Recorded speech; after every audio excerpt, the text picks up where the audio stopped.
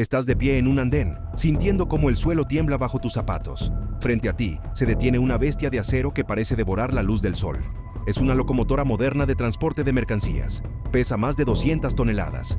En su interior, ruge un motor diésel de 16 cilindros, capaz de generar más de 4.000 caballos de fuerza. Cuando el maquinista acelera, escuchas el estruendo ensordecedor del diésel quemándose.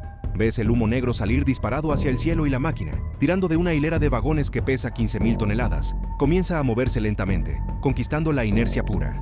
Tu cerebro, entrenado por toda una vida conduciendo coches, camiones o motocicletas, hace una conexión lógica e inmediata.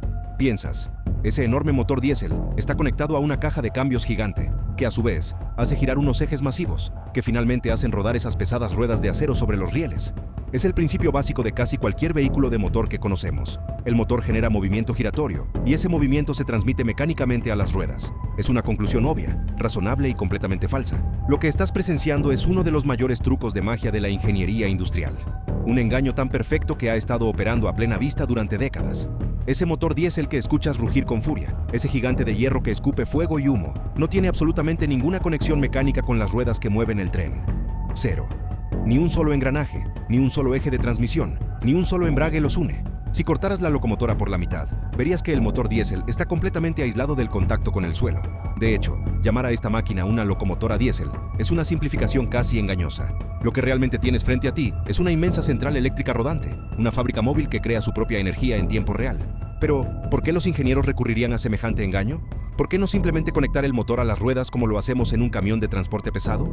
Para entender esta decisión radical, debemos sumergirnos en la física del movimiento extremo y en un concepto que es el peor enemigo de la maquinaria pesada: la fricción mecánica en el punto de arranque. Imagina que eres un ingeniero con la misión de diseñar una caja de cambios y un embrague para esta máquina. Tienes un motor diésel que genera una fuerza de rotación, o par motor, brutal.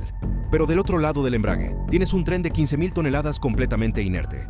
En un coche manual, cuando sueltas el embrague lentamente, un disco de fricción se desliza contra un volante de inercia acoplado al motor, patinando un poco hasta que las velocidades se igualan y el coche avanza. Si intentaras escalar este principio mecánico a la masa de un tren de carga, el resultado sería catastrófico. En el preciso instante en que un embrague mecánico, por grande que fuera, intentara acoplar el motor diésel girando a altas revoluciones, con las ruedas estáticas que soportan el peso de 15.000 toneladas, la resistencia sería tan absoluta que algo tendría que ceder inmediatamente. No sería un deslizamiento suave. La fricción generada por ese acoplamiento produciría tanto calor en fracciones de segundo que los discos del embrague se soldarían entre sí, se derretirían hasta convertirse en escoria líquida, o simplemente estallarían en una nube de metralla de acero candente. La fuerza de torsión retorcería los ejes de transmisión de acero forjado como si fueran regaliz antes de que el tren se moviera un solo centímetro. La mecánica física pura y dura, el contacto de metal contra metal o material de fricción contra metal, tiene un límite. Y mover un tren de carga desde cero lo sobrepasa con creces. El problema fundamental de los motores de combustión interna, incluidos los diésel, es que no son eficientes a bajas velocidades. Un motor diésel necesita estar girando a cientos de revoluciones por minuto solo para mantenerse encendido, y necesita estar cerca de su máxima velocidad para entregar su máxima potencia. Pero un tren necesita exactamente lo contrario. Necesita la mayor cantidad de fuerza de empuje, el mayor par motor, justo en el momento en que su velocidad es absolutamente cero. Necesita mover una montaña desde el reposo absoluto. ¿Cuál es la única máquina conocida por el hombre capaz de generar su máxima fuerza de torsión desde el instante exacto en que está detenida, a 0 revoluciones por minuto? El motor eléctrico. Y es aquí donde se revela el verdadero secreto de la locomotora. Bajo la brillante pintura del chasis, la locomotora funciona en realidad en 3 actos. Acto 1. La generación de energía. El masivo motor diésel, el prime mover, es el rey de esta fase. Su único trabajo en la vida es quemar combustible de manera eficiente para hacer girar un eje. Pero ese eje no va a las ruedas, va directamente acoplado a un gigantesco alternador principal, un dispositivo electromagnético del tamaño de una furgoneta pequeña. Al hacer girar este alternador a altas velocidades, el motor diésel convierte la energía química del combustible en energía mecánica, y el alternador la convierte instantáneamente en energía eléctrica. Se ha generado la electricidad. Acto 2. La distribución. Esta inmensa corriente eléctrica fluye a través de pesados cables hacia el corazón electrónico de la máquina, una serie de inversores y sistemas de control que acondicionan y distribuyen el poder. En las locomotoras más modernas, la corriente alterna generada se rectifica a corriente continua y luego, mediante inversores de estado sólido increíblemente complejos, se vuelve a transformar en corriente alterna de frecuencia y voltaje variables, permitiendo un control milimétrico. Acto 3. La tracción real. La electricidad viaja finalmente hacia abajo, hacia los oscuros e invisibles bogies, o trucks, los ensamblajes de ruedas bajo la locomotora. Allí, escondidos en cada eje individual de las ruedas, se encuentran los verdaderos caballos de batalla, los motores de tracción. Son motores eléctricos compactos, pesados y diseñados para el abuso constante. Cuando la corriente eléctrica inunda estos motores, se activan campos magnéticos inmensamente poderosos. Y aquí está la maravilla. El magnetismo no tiene partes físicas que rocen para iniciar el movimiento.